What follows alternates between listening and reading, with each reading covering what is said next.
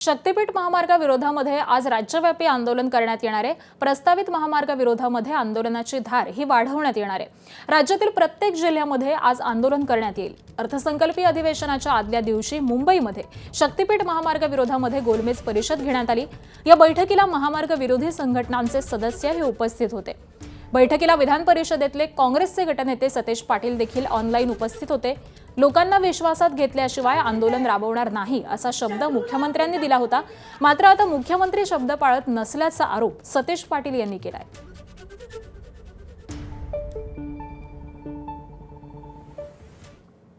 आणि शक्तीपीठ महामार्गाला झालेल्या विरोधानंतर परभणी जिल्ह्यामध्ये महामार्गाची मोजणी ही तात्पुरती स्थगित करण्यात आली आहे।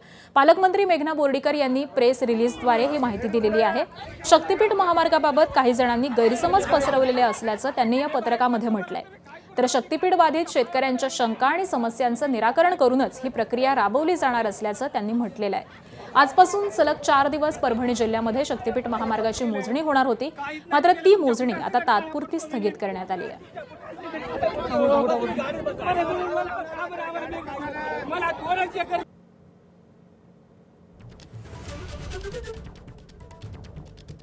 परभणीमध्ये शक्तीपीठ जमीन मोजणी तात्पुरती स्थगित करण्यात आलेली असली तरी आजचं नियोजन हे दोन्ही आंदोलनं होणार आहेत। ठाकरेंच्या शिवसेनेचे खासदार संजय जाधव यांच्या नेतृत्वाखाली सिंगणापूर इथं रास्ता रोको केला जाणार आहे। तर विविध पक्ष संघटना आणि शक्तीपीठ बाधित शेतकऱ्यांचा रास्ता रोको आंबे टाकळीऐवजी पोखरणी इथं आज होणार आहे। शक्तीपीठ महामार्ग रद्द करा आणि सहजपूर जवळा इथं पोलीस प्रशासनानं केलेल्या दंडेलशाहीला निषेध हा देखील या आंदोलनाच्या माध्यमामधून केला जाणार आहे। शक्तीपीठ विरोधातील दोन्ही आंदोलनं ही एकत्रच आज होणार आहेत।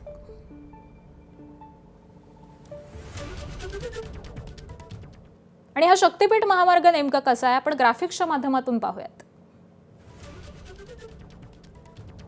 तर वर्धा जिल्ह्यामध्ये सुरू होऊन यवतमाळ, नांदेड आणि धाराशिव मार्गे सिंधुदुर्ग इथं हा शक्तीपीठ महामार्ग संपणार आहे। एकूण लांबी आहे 805 किलोमीटर।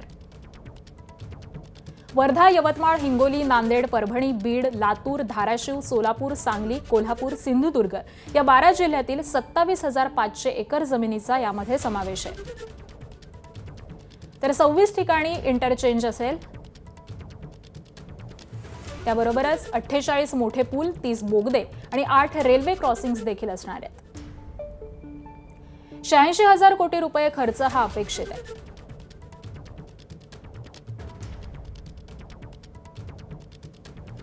तर कोणकोणत्या देवस्थानांना हा मार्ग जोडणार आहे? वाशिममधील कारंजा, कोल्हापूरमधील अंबाबाई आणि नृसिंहवाडी, त्याबरोबरच तुळजापूरमधील तुळजाभवानी मंदिर असेल, त्यानंतर नांदेडमधील माहूरची रेणुका देवी मंदिर असेल, या देवस्थानांना देखील हा मार्ग जोडला जाणार आहे। बीडमधील परळी वैजनाथ, हिंगोलीमधील औंढा नागनाथ, सोलापूरमधील पंढरपूर आणि सिद्धरामेश्वर, त्याबरोबरच अक्कलकोट या देवस्थानांना देखील हा मार्ग जोडणार आहे।